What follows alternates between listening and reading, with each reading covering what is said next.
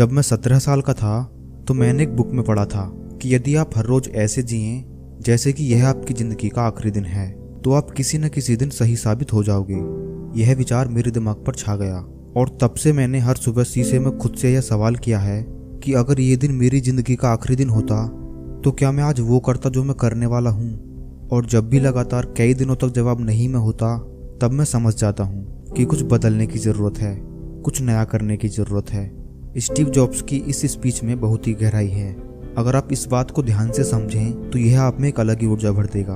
और इससे भी ज़्यादा ऊर्जावान उनके जीवन की कहानी है। यह ऐसी शख्सियत थी जिन्हें न अपने पैसे से प्यार था और न ही पैसा उनकी पहचान थी, बल्कि लीक से हटकर सोचना तथा तकनीक को नए रूप में परिभाषित करना उनके प्रबल व्यक्तित्व की विशेषताएं थीं। लेकिन स्वयं स्टीव जॉब्स के लिए उनकी जिंदगी कभी आसान नहीं रही। उनका प्रारंभिक जीवन काफी भ्रम और उथल पुथल से भरा हुआ था। तो बिना समय गवाए उनके बारे में शुरू से जानते हैं। स्टीव जॉब्स का जन्म 24 फरवरी 1955 में कैलिफोर्निया के सैन फ्रांसिस्को में हुआ था। उनका वास्तविक नाम स्टीवन पॉल जॉब्स था, जो उनको गोद लेने वाले माता पिता क्लारा और पॉल जॉब्स से मिला था। दरअसल उनके वास्तविक माता पिता की आर्थिक स्थिति बहुत ही खराब थी और वे ये नहीं चाहते थे कि उनके बच्चे को भी अभावग्रस्त जिंदगी में जीना पड़े। इसलिए उन्होंने स्टीव को एक ऐसे दंपति को सौंपने का फैसला किया जो उनकी अच्छी परवरिश कर अच्छी शिक्षा दे सके। उनके पिता पॉल जॉब्स एक इलेक्ट्रिकल वर्कशॉप चलाते थे, इसलिए स्टीव का ज्यादातर समय अपने पिता के साथ उनकी मदद करने में व्यतीत होता। यही वो माहौल था जिसने उन्हें चीजों को सही रूप में जोड़कर नई चीजों को बनाना सिखाया और फिर धीरे धीरे इलेक्ट्रॉनिक उनका शौक बन गया। प्राथमिक विद्यालय में 4 साल पढ़ने के बाद किसी कारणवश उनके पिता को दूसरे शहर लॉस ऑल्टो में शिफ्ट होना पड़ा और यहाँ उनका दाखिला होम स्ट्रीट माध्यमिक विद्यालय में करा दिया गया, जहाँ उनकी मुलाकात स्टीव वॉजनेक से हुई, जो आगे चलकर एप्पल कंपनी में साझेदार भी बने। वॉजनेक का दिमाग भी काफी तेज था और उन्हें भी इलेक्ट्रॉनिक से बहुत प्यार था। शायद इसीलिए दोनों में जल्दी ही दोस्ती हो गई। स्कूली शिक्षा पूरी करने के बाद स्टीव जॉब्स ने आगे की पढ़ाई जारी रखने के लिए रीड कॉलेज में एडमिशन तो ले लिया, लेकिन इस कॉलेज की फीस इतनी महंगी थी कि उनके माता पिता के लिए उसे दे पाना संभव नहीं हो पा रहा था। और स्टीव जॉब्स को भी अपने माता पिता का पैसा यूं बर्बाद करना अच्छा नहीं लगा, क्योंकि उन्हें उस पढ़ाई में ज्यादा दिलचस्पी नहीं थी। इसीलिए 6 महीने बाद ही उन्होंने कॉलेज छोड़ दिया, जिसके बाद एक आधिकारिक छात्र के रूप में वे केवल अपने मनपसंद विषय कैलीग्राफी की क्लास लेने लगे। ये एक ऐसा समय था जब स्टीव के पास बिल्कुल पैसे नहीं होते थे, यहाँ तक कि अपने हॉस्टल के कमरे का किराया भी नहीं दे सकते थे, जिससे वे अपने दोस्त के कमरे में फर्श पर सोते थे और खाना खाने के लिए हर रविवार 7 मील दूर पैदल चलकर मंदिर जाते ताकि हफ्ते में एक बार पेट भर खाना खा सकें। उसके बाद वर्ष 1972 में जॉब्स को पहली नौकरी एक वीडियो गेम्स बनाने वाली कंपनी अटारी में मिली।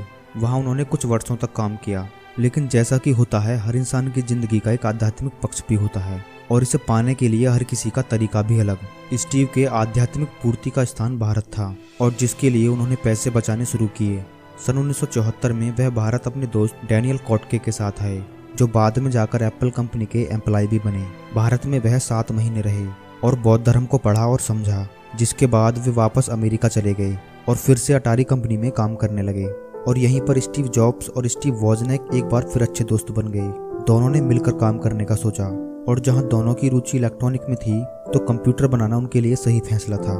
और दोनों ने मिलकर अपने पापा के छोटे से गैराज से अपने जुनून को हकीकत में बदला। उस वक्त स्टीव की उम्र मात्र 21 साल थी और इस काम को आगे बढ़ाने के लिए उन्हें इंटेल कंपनी के रिटायर इंजीनियर माइक मर्कुले से सहयोग राशि प्राप्त हुई। और काफी मेहनत के बाद उन्होंने अपना पहला कंप्यूटर सैन फ्रांसिस्को के होमब्रू कंप्यूटर क्लब में पेश किया, जिसे लोगों ने खूब पसंद किया। जिसके बाद 12 दिसंबर 1980 को पहली बार कंपनी का आईपीओ बाजार में उतारा गया, जिससे एप्पल एक सार्वजनिक कंपनी बन गई। और एप्पल के इस आईपीओ ने विश्व के किसी भी कंपनी से ज्यादा लगभग 300 व्यक्तियों को रातों ही रात करोड़पति बना दिया। उसके बाद जब एप्पल थर्ड और लीसा डेस्कटॉप बाजार में लॉन्च हुआ तो लोगों ने उन्हें ज्यादा पसंद नहीं किया और कंपनी घाटे में चली गई और दुर्भाग्य से इसका जिम्मेदार स्टीव को ठहराया गया।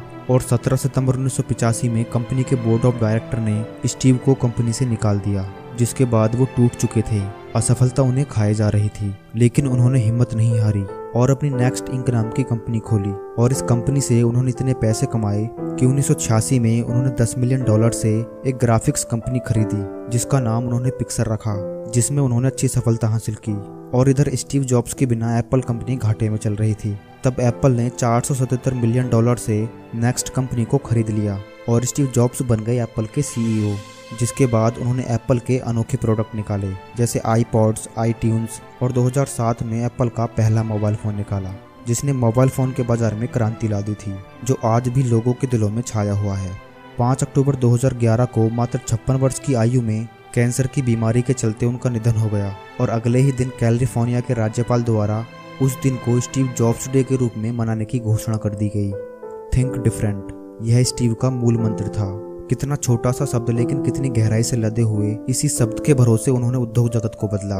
उनका हमेशा से यह मानना था कि जीवन में यदि हमें सफल होना है तो किसी का भी इंतजार किए बिना अकेले चलना सीखना होगा।